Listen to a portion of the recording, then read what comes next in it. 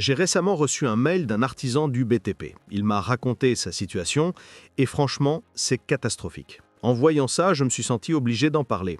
C'est pour ça que je fais cette vidéo, pour exposer ce que vivent vraiment les artisans aujourd'hui.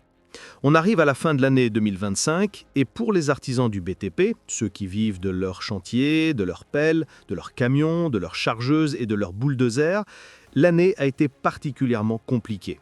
Le mot « compliqué » est même faible pour une grande partie d'entre eux. Sur le terrain, la situation est claire, il y a moins de chantiers, moins d'appels d'offres, moins de volume, et dans certains secteurs, le travail a ralenti au point où les machines restent parfois plusieurs jours à l'arrêt.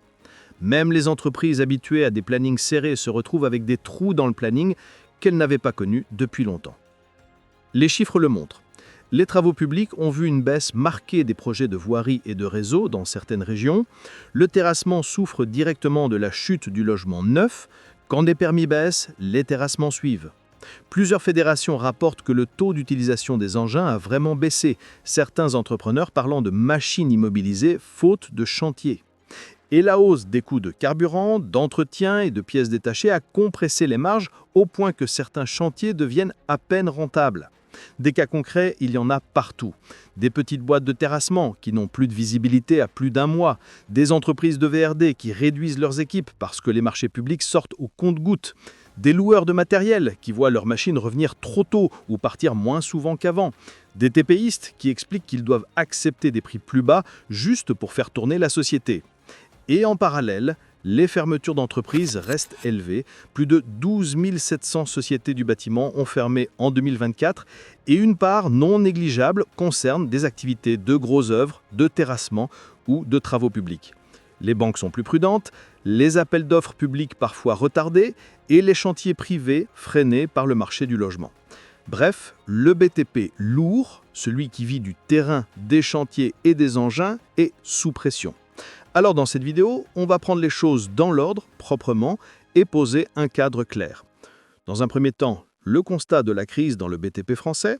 On parlera de charges de travail, de taux d'utilisation des engins, des prix, des retards de paiement, des volumes de chantier et de la réalité du terrain.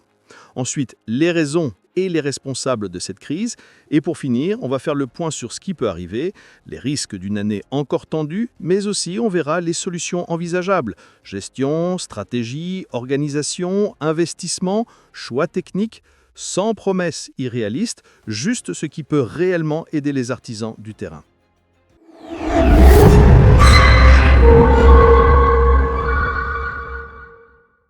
Le constat alarmant du BTP français en 2025. Le BTP français traverse l'une des périodes les plus difficiles de ces dernières décennies. Le signal, paradoxalement, ne vient pas d'abord des chantiers, mais des chiffres nationaux qui se sont effondrés un an plus tôt. On l'a vu très clairement, les permis de construire ont chuté de 12,3%, tombant à environ 330-400 logements autorisés, et les mises en chantier ont elles aussi reculé de 11,1%. Ces deux indicateurs, traditionnellement les premiers thermomètres de la santé du secteur, ont envoyé un message clair que tout le monde a compris. L'activité allait se contracter et ce repli toucherait en premier lieu le gros œuvre, le terrassement et les réseaux. Ce n'était donc pas une surprise totale quand on a commencé à voir, au fil des mois, les carnets progressivement se vider, les entreprises devenir plus prudentes et les appels d'offres se raréfier. L'effet n'a pas été immédiat partout. Au contraire, l'année 2024 avait encore conservé une certaine inertie, notamment dans les travaux publics, qui représentent une part importante de l'activité nationale. La Fédération nationale des travaux publics annonçait d'ailleurs un chiffre d'affaires de 51,3 milliards d'euros pour 2024, un volume qui montre bien que les chantiers d'infrastructure, eux, continuent toujours à exister. Mais ce chiffre, qui semble rassurant de loin, masque une réalité plus contrastée. Une partie de l'activité publique dépend de cycles lents, souvent décidés plusieurs années auparavant. Et pendant que ces projets se déroulaient encore, le reste du marché, notamment tout ce qui touche au bâtiment, à la construction neuve et aux travaux privés, se contractait sévèrement. C'est dans cet écart, dans cette tension entre un secteur qui avance lentement et un autre qui recule brutalement que s'est installée la crise du BTP. L'autre indicateur majeur est venu du matériel. Le CEIMAT, qui regroupe les constructeurs et importateurs de machines, a publié une donnée qui a fait l'effet d'un avertissement. En 2024, les ventes de matériel lourd ont chuté d'environ 21%, et l'ensemble des ventes de matériel de chantier a reculé d'environ 20%. Un tel repli n'arrive jamais sans raison. Ce n'est pas seulement un symptôme, c'est la conséquence directe d'entreprises qui investissent moins, qui repoussent l'achat d'un nouvel engin, qui prolongent la durée de vie de leur machine et parfois même qui renoncent à renouveler un parc. Moins de machines neuves vendues, c'est généralement le signe d'une baisse d'activité ou au mieux d'un gel des perspectives d'avenir. Et en 2025, cette contraction s'est pleinement matérialisée sur le terrain. Dans les entreprises de terrassement, de VRD ou de gros œuvres, beaucoup ont senti l'essoufflement dès le premier trimestre. Les responsables d'exploitation ont commencé à remarquer des périodes plus longues entre deux chantiers, des plannings moins remplis, des appels d'offres qui attiraient soudain beaucoup plus de concurrence.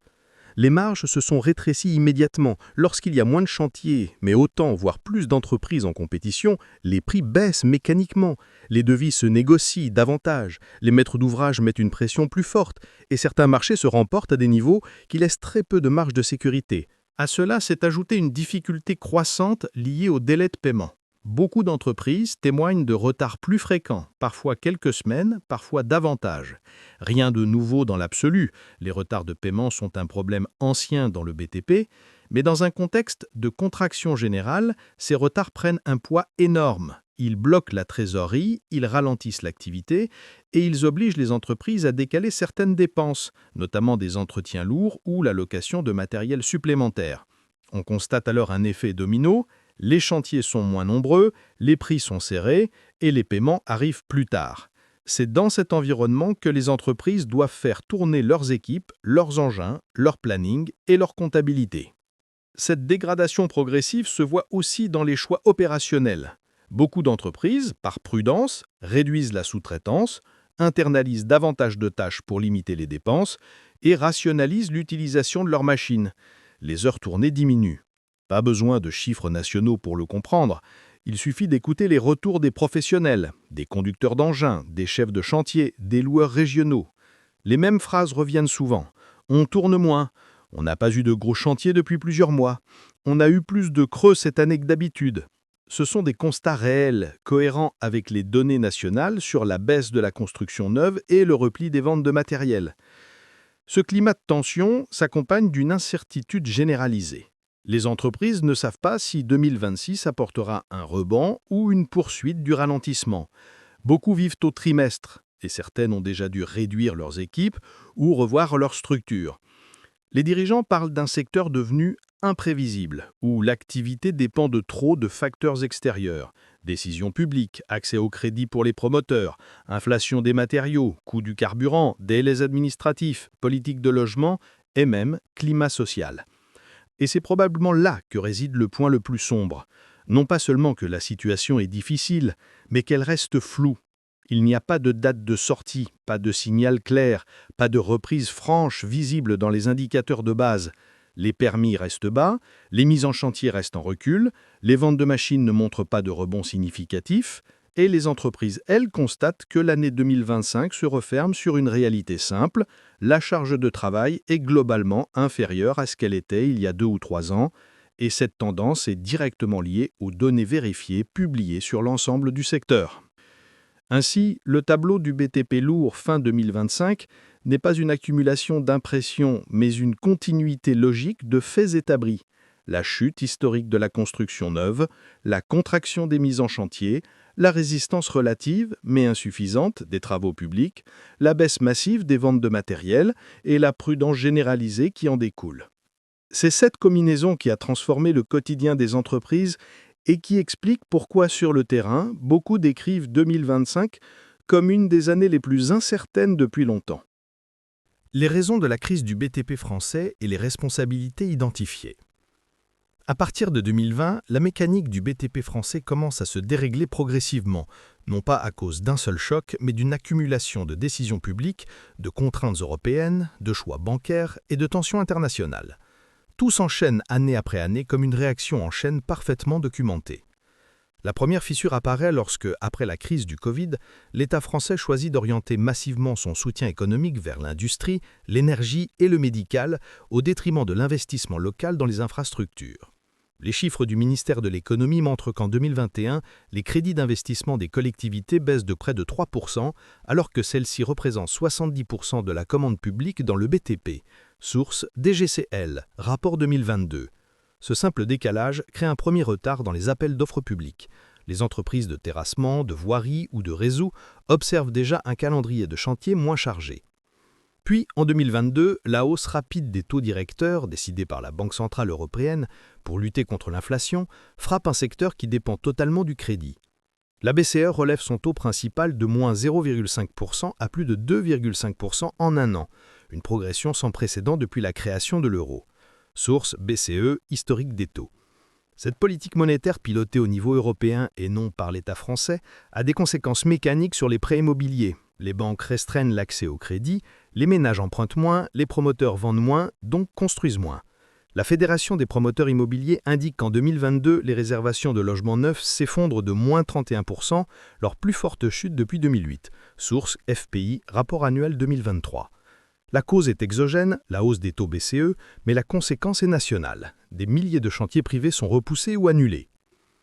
En parallèle, dès 2021, puis surtout en 2022, la flambée mondiale du prix des matériaux devient un autre facteur déclencheur. Le coût du bois augmente de plus 30 à plus 60%, celui de l'acier grimpe de plus 70%, le bitume prend plus 20% selon les indices INSEE des matériaux de construction. Source INSEE, indice BT01 et matériaux 2021-2023. Ce sont des données officielles.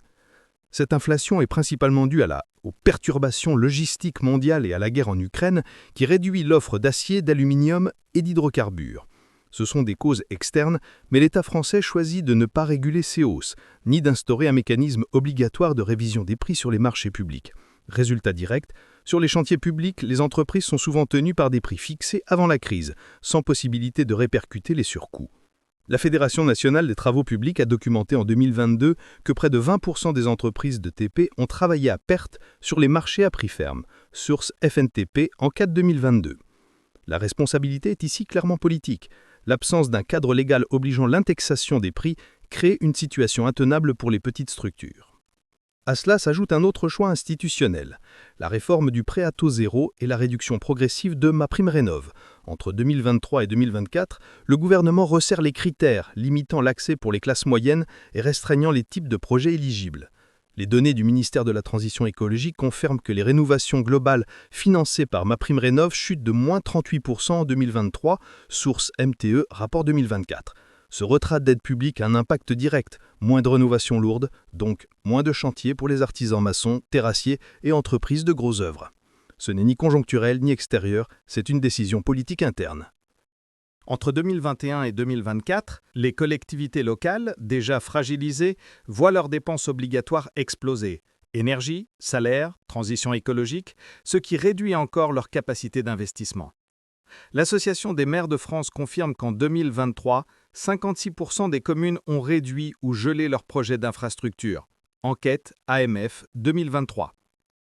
Cette contraction de la commande publique est directement liée aux règles budgétaires imposées par l'État, contrat de Cahors, limite d'évolution des dépenses, et indirectement aux critères européens de maîtrise des déficits qui poussent à la prudence fiscale. Les règles du pacte de stabilité, même suspendues, continuent d'influencer la stratégie budgétaire nationale, et donc les choix locaux. Les banques, de leur côté, assument une part de responsabilité.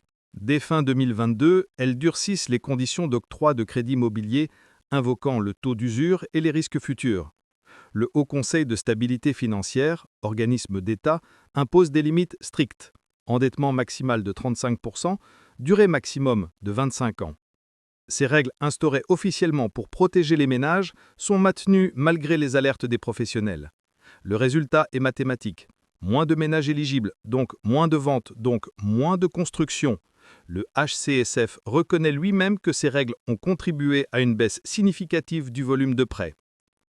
Au niveau européen, plusieurs directives ont également modifié la trajectoire du secteur. Les nouvelles normes environnementales, notamment la RE 2020 en France, elles-mêmes, adossées aux grands objectifs européens, imposent des exigences techniques plus coûteuses. Matériaux bas carbone, isolation renforcée, procédés innovants. Des objectifs légitimes mais rushés. L'administration française applique ces normes avant que les filières ne soient prêtes, créant des surcoûts que ni l'État ni l'Europe ne compensent. La Commission européenne confirme que la transition nécessitera des investissements massifs non encore financés. Enfin, un dernier élément structurel explique l'effondrement progressif, les délais de paiement. Malgré la loi, le délai réel payé aux entreprises du BTP atteint 52 jours en moyenne, selon la Banque de France, rapport 2023. Les grands donneurs d'ordre, privés et publics, utilisent la trésorerie des petites entreprises comme variable d'ajustement. L'État considère cette situation comme préoccupante, mais ne renforce pas les contrôles. Les entreprises de terrassement, de réseau ou de gros œuvres, qui ont des machines à entretenir, du gasoil à acheter et des salariés à payer chaque semaine, subissent directement ces retards. Lorsque l'on aligne tous ces éléments dans l'ordre chronologique, les choix budgétaires post-Covid, la hausse des taux BCE, l'explosion des matériaux, le retrait des aides, la contraction des investissements locaux, les règles bancaires, les contraintes européennes et les délais de paiement, le résultat n'est pas une crise venue de nulle part. C'est un système qui se grippe parce que plusieurs acteurs, chacun à leur niveau, ont créé les conditions d'un étranglement progressif. L'État, par ses choix budgétaires, ses réformes et son manque d'anticipation, porte une responsabilité directe. L'Union européenne, par sa politique monétaire et ses exigences réglementaires accélérées, joue un rôle majeur. Les banques accentuent la difficulté. Les grands donneurs d'ordre aggravent les tensions. Et les entreprises du BTP, elles, se retrouvent prises dans une mécanique qu'elles n'ont pas provoquée, mais dont elles subissent toutes les conséquences. Les perspectives pour 2026 et les vraies pistes de sortie. Personne dans le BTP n'a besoin de discours optimistes pour savoir que 2026 ne démarrera pas comme une année normale. Toutes les données structurelles montrent que l'année s'ouvrira encore sous tension. Les carnets de commandes restent bas, notamment dans l'immobilier neuf.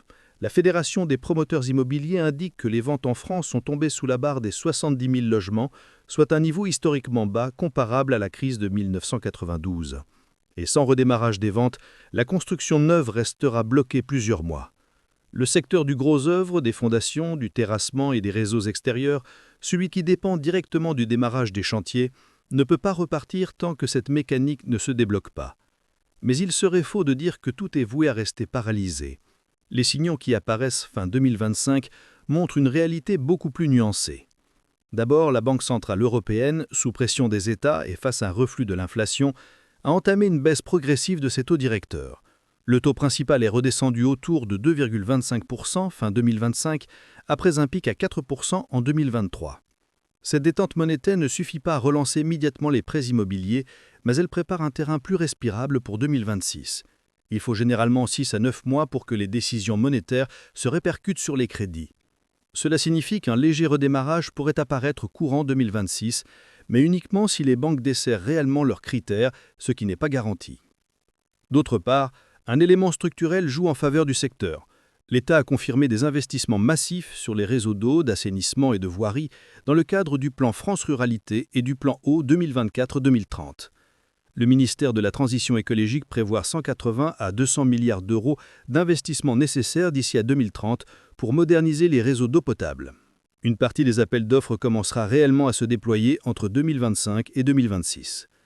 Pour les artisans équipés de pelles, de chargeuses, de compacteurs, c'est l'un des rares segments où la demande devrait augmenter.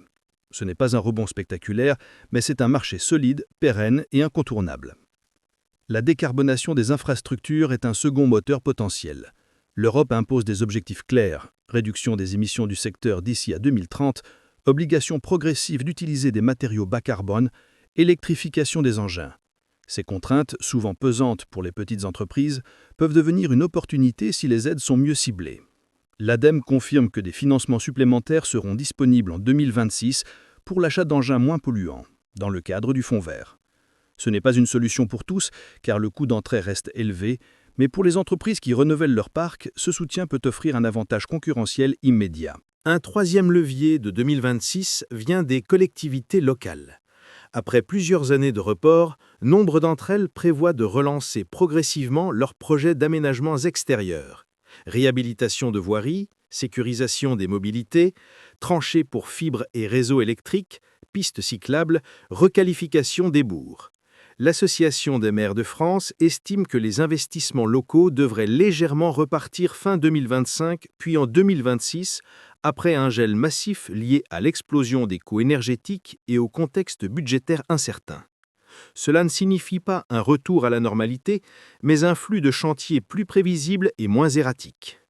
Cependant, le vrai risque de 2026 réside dans l'arrivée à la faillite différée de nombreuses petites entreprises. Selon la Banque de France, les défaillances dans le secteur du BTP ont augmenté de plus 30% en 2024 et pourraient continuer en 2025-2026. Une part importante des entreprises survivantes sortira affaiblie. Le manque de trésorerie, les retards de paiement, les hausses de carburant, les investissements obligatoires liés à la transition écologique représentent des menaces structurelles. C'est pourquoi 2026 pourrait être une année de tri violent. Ceux qui réussiront seront ceux qui auront anticipé, pas forcément ceux qui sont les plus gros. Pour les artisans eux-mêmes, la question centrale est: quelles solutions sont réellement applicables sur le terrain ? Pas des concepts théoriques, pas de promesses politiques, mais des leviers concrets. Le premier, c'est la gestion des coûts et du parc matériel. L'indice INSEE BT01 est redescendu légèrement en 2024 après une flambée record entre 2021 et 2023, indiquant une stabilisation du coût des matériaux. Cela signifie qu'en 2026, les entreprises pourront renégocier certains tarifs, revoir les marges et sécuriser des contrats à prix fermés sans autant risquer la faillite. La bonne stratégie consiste à multiplier les clauses de révision de prix, désormais mieux acceptées par les donneurs d'ordre publics comme privés. La seconde piste, c'est la diversification. Beaucoup d'entreprises concentrées sur le gros œuvre ou le terrassement pour le bâtiment doivent envisager des secteurs devenus plus dynamiques. Réseau humide, réseau sec, renforcement des ouvrages d'art, tranchées pour fibres, voirie, AVP pour collectivité. Ce sont des segments où les budgets sont en hausse ou stables, parce que les infrastructures sont prioritaires politiquement et absolument indispensables. Les données FNTP confirment que les travaux publics résistent mieux que le bâtiment, avec une baisse limitée en 2024 et des prévisions légèrement positives pour 2025-2026. La troisième solution est organisationnelle, la mutualisation. Le partage d'engins, l'achat groupé, le leasing flexible et la location longue durée sont devenus des outils essentiels pour limiter les risques de trésorerie. En 2024, le syndicat des entreprises de location a observé une hausse significative de la location longue durée de matériel lourd. C'est une stratégie qui, en 2026, permettra de nombreuses petites structures de préserver leur trésorerie sans immobiliser du capital dans des machines neuves. Enfin, la dernière piste est politique. En 2026, les organisations professionnelles du BTP poussent déjà pour 3 mesures clés, considérées comme indispensables. Une indexation obligatoire des prix sur les marchés publics pour compenser les fluctuations des matériaux, un raccourcissement réel des délais de paiement, notamment dans les collectivités, un soutien massif à l'investissement local, en particulier dans les infrastructures. Ces mesures ne dépendent pas des artisans, mais leur adoption pourrait transformer l'année 2026 en année de stabilisation plutôt qu'en chute supplémentaire. La réalité est simple. 2026 ne sera pas l'année de la reprise miraculeuse, mais ce sera l'année où les entreprises capables de s'adapter stratégiquement, de réduire leurs risques et de se positionner sur les bons segments pourront non seulement survivre, mais préparer le rebond à partir de 2027-2028. Rien n'est garanti, mais pour la première fois depuis 4 ans, les perspectives ne sont plus uniquement noires. Elles sont contrastées, exigeantes, mais réelles. Voilà. Si tu es encore là, c'est que tu fais partie de ceux qui tiennent ce pays debout. Et franchement, respect. Parce que tout ce qu'on vient de décrire, tu le vis peut-être tous les jours. Les machines qui tournent moins, les devis qu'on arrache, les banques qui mettent la pression, les chantiers qui décalent, la trésorerie qui respire mal. Et si j'ai fait cette vidéo, c'est pour une raison simple. Personne ne parle réellement de vous. Personne ne montre ce que traverse le BTP lourd aujourd'hui. Alors si toi aussi tu penses que ça doit changer, j'ai besoin que tu joues le jeu. Dis-moi dans les commentaires ce que toi, tu vis sur le terrain. Qu'est-ce qui te bloque le plus aujourd'hui ? Les prix ? Les banques ? Le manque de chantier ? Les charges ? On lit tout, on répond à tout. Et vos retours vont servir pour les prochaines vidéos. Ensuite, si tu veux soutenir le travail, like, commente, abonne-toi, ça aide énormément la chaîne. Et surtout, rejoins le canal Telegram.